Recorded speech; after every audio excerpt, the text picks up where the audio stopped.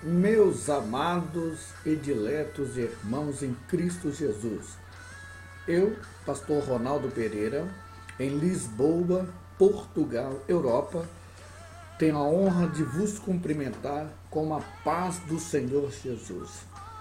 Você que queira estudar teologia, anote aí o nosso e-mail, pastorronaldopereira@hotmail.com, pastorronaldopereira@hotmail.com. Temos diversos cursos a nível básico, a nível de bacharel. Também temos um curso inédito, que é o curso de mestrado em religião e igrejas evangélicas no Brasil, no qual estaremos abordando o fenômeno do crescimento das igrejas evangélicas em território brasileiro. Portanto, vai aí o nosso e-mail, pastorronaldopereira@hotmail.com. Senhoras e senhores, hoje eu quero, baseado, como sempre, na palavra de Deus, eu quero falar sobre um tema e uma situação muito séria, que é a questão do Templo de Salomão. Se nós percebermos, vamos abordar aqui, em primeiro lugar, a questão histórica. O Templo de Salomão foram construídos dois templos. O primeiro templo construído, historicamente, biblicamente falando, concluído pelo rei Salomão. Salomão aproveitou do seu antecessor, o seu pai, o rei Davi, de que dispunhava-se muita matéria-prima, muito material, e foi construído o Templo de Salomão. E justamente pelo rei, durante o governo do rei Salomão. Sabemos que esse templo, esse primeiro templo, ele foi destruído naquele período histórico em que o povo de Deus, os hebreus, são levados cativo justamente para aquele período da Babilônia. Então vejam vocês, esse templo eu andei pesquisando que ele ficou cerca de 13 anos sem ser usado, esse templo. Também foi saqueado várias vezes, foi vítima de muitos assaltos, de muitos roubos. Haviam os povos inimigos ali naquela volta que saqueavam e roubavam diversos materiais, coisas valiosas, coisas até mesmo sagradas para o povo de Deus que havia no interior do templo. Podemos também perceber que esse primeiro templo ele foi incendiado justamente pelo rei Nabucodonosor II, que levou todas as mercadorias, levou todos os tesouros justamente para a chamada Babilônia. Então nós podemos perceber que esse primeiro templo, é interessante observarmos que, segundo alguns historiadores, uma das causas da destruição desse primeiro templo, a imoralidade, a idolatria, casos de adultério, até mesmo bizarros de incesto, né? E até mesmo assassinatos, de maneira que o templo veio abaixo. A grande obra arquitetônica, e podemos assim dizer que a maior obra do reinado de Salomão, justamente o templo, a qual muitos idolatravam, era uma referência, o templo veio abaixo. Em primeiro lugar, a Bíblia diz que nada acontece se não for da vontade do Senhor. Houve essa queda porque houve permissão de Deus. Deus está no controle, senhoras e senhores. Por mais coisas que venham acontecer, Deus estará sempre no controle. Até mesmo o mal que vier sobre a casa, está registrado no livro de Lamentações de Jeremias, tem que haver permissão do Senhor. Muito bem.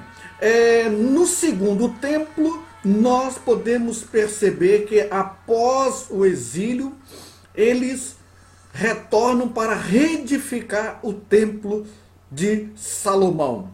Mas esse templo, nas chamadas invasões romanas, no governo de Tito, novamente o templo é destruído. Eu me lembro de uma passagem bíblica extremamente interessante e nos chama a atenção, e podemos até mesmo questionar, meus amados irmãos, por que Deus não teria intervido? Deus poderia ter enviado uma milícia de anjos fortíssimos para destruir os inimigos do seu povo. Mas pelo contrário, houve uma permissão de Deus para que aquele templo viesse abaixo. Os pecados, as práticas pecaminosas eram tão terríveis, eram verdadeiras aberrações abomináveis aos olhos de Deus, que Deus permitiu que por 2 vezes esse templo viesse abaixo.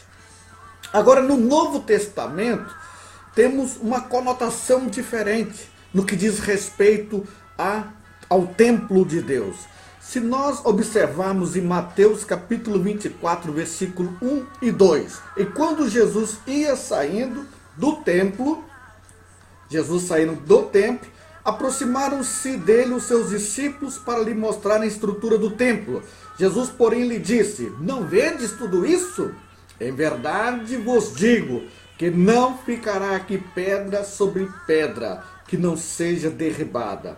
Os próprios discípulos achavam que Jesus estava se referindo, senhoras e senhores, sobre o fim do mundo. Mas não era essa mensagem. Jesus não se referia ao fim do mundo, mas Jesus se referia à queda do templo, à destruição daquele templo. Vejam vocês que o povo endeusava, idolatrava aquele templo. Eles não compreendiam o verdadeiro sentido da missão do Senhor Jesus. E nós podemos ver de uma forma clara, uma clarificação, quando Paulo escreve uma das suas cartas pastorais aos Coríntios, 1 aos Coríntios, capítulo 3, versículo 16. Quem é o verdadeiro templo? Onde Deus faz morada?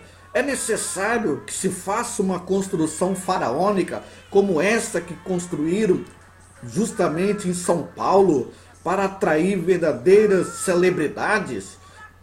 Será que realmente é necessário investir, injetar milhões e milhões de dinheiro para construir, reerguer novamente o templo de Salomão, que por 2 vezes, sob permissão de Deus, justamente porque Deus não opera e não habita onde há idolatria, constrói então o 3º templo? Não seria uma afronta a Deus?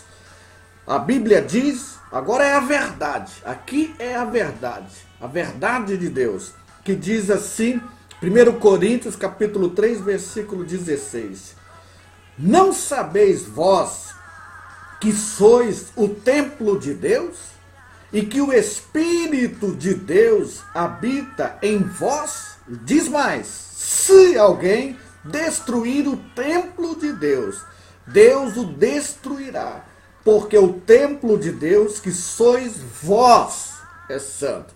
Senhoras e senhores, meus amados irmãos, a Bíblia diz que Deus não habita em templos feitos por mãos humanas. Isso é a palavra de Deus. Isso é a Bíblia. O Evangelho não gera impressionismo. O Evangelho não traz uma visão estereotipa. O Evangelho não é para causar nenhum tipo de impressão. Não, o Evangelho é algo muito mais profundo, muito mais relevante. Você que é servo do Senhor Jesus, você que é um líder, você que é um pastor, você que é membro, você que está em comunhão com o Senhor Jesus e com a sua igreja, vós sois o templo de Deus, não feito por mãos humanas, mas constituído à imagem e semelhança de Deus. E se alguém destruir esse templo, certamente Deus o destruirá. Vós sois o templo santo, aonde o Espírito de Deus habita, mas não um templo feito por mãos humanas, por paredes recheadas de ouro, de pedras, de diamante. Não, senhoras e senhores. Vejam vocês que no Velho Testamento o judeu tinha uma visão um tanto curta, não tinha uma visão espiritual. Com a vinda do Senhor Jesus, e o próprio Senhor Jesus, em Mateus capítulo 24, versículo 1, versículo 2, ele adverte, Jesus teve a nítida percepção da idolatria, da visão estereotipa, do impressionismo, aquela beleza arquitetônica que chamava a atenção. Então Jesus, olhando para aquele templo, e olha e diz para os seus discípulos: não vedes tudo isso? Toda essa obra arquitetônica, todo o grande templo em que as pessoas entravam, todos os rituais, não ficará pedra sobre pedra. Tudo que aquilo representava ia ao desencontro do projeto de Deus, ia ao desencontro o que Deus estava requerendo daquele povo, que cresce no seu Filho, que tinha vindo por obra e graça do Espírito Santo, nascido de uma virgem, para salvar a humanidade. E aquele templo, de facto, veio abaixo sobre a palavra do Senhor Jesus, sobre aquela mensagem profética do Senhor Jesus. Não seria uma grande afronta a construção desse terceiro templo? Reflita isso. Injetar milhões e milhões de reais para construir um local que possivelmente tem se tornado um local de veneração para os holofotes da fama? Paulo dizendo aos coríntios: não sabeis vós que sois o templo e que o Espírito de Deus habita em vós. Meu amado irmão, não fique preso à chamada teologia da prosperidade. É bem verdade que Deus prospera, Deus multiplica, porque isso está na palavra do Senhor, está na doutrina do Senhor. Mas buscai primeiramente o reino de Deus, e as outras coisas vos serão acrescentadas. Meus amados e diletos irmãos, qual é o embasamento bíblico? Qual é a fundação bíblica? Os textos que dão embasamento para a construção de um terceiro templo.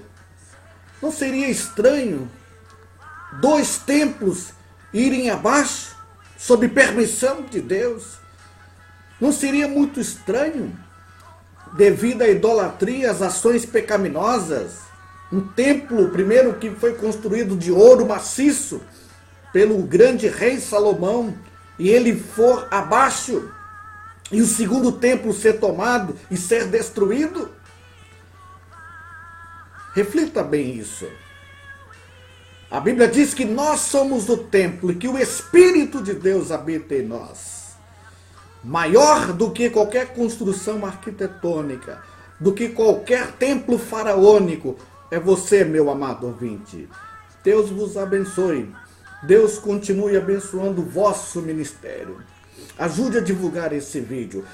Compartilhe com seus amigos, com os irmãos do Facebook esse vídeo como um alerta. Não sabeis vós, você, meu amado irmão, por mais rico que seja, ou por mais humilde que seja na igreja, você é o templo de Deus. E o Espírito de Deus, ao toque da trombeta do anjo, Deus não levará templos feitos por mãos humanas, mas Deus levará os crentes fiéis para viver de eternidade em eternidade. Deus vos abençoe. Você que queira aceder a um dos nossos cursos teológicos, anote aí, Pastor Ronaldo Pereira, @hotmail.com. Pastor Ronaldo Pereira, @hotmail.com. Deus tem abençoado muitas vidas, muitos irmãos, muitos líderes que têm se aplicado ao conhecimento, têm estudado a teologia bíblica e tem sido uma bênção. Deus vos abençoe e até uma outra oportunidade a qual estaremos nos encontrando. Deus vos abençoe. Fiquem todos na paz do Senhor Salvador Jesus Cristo.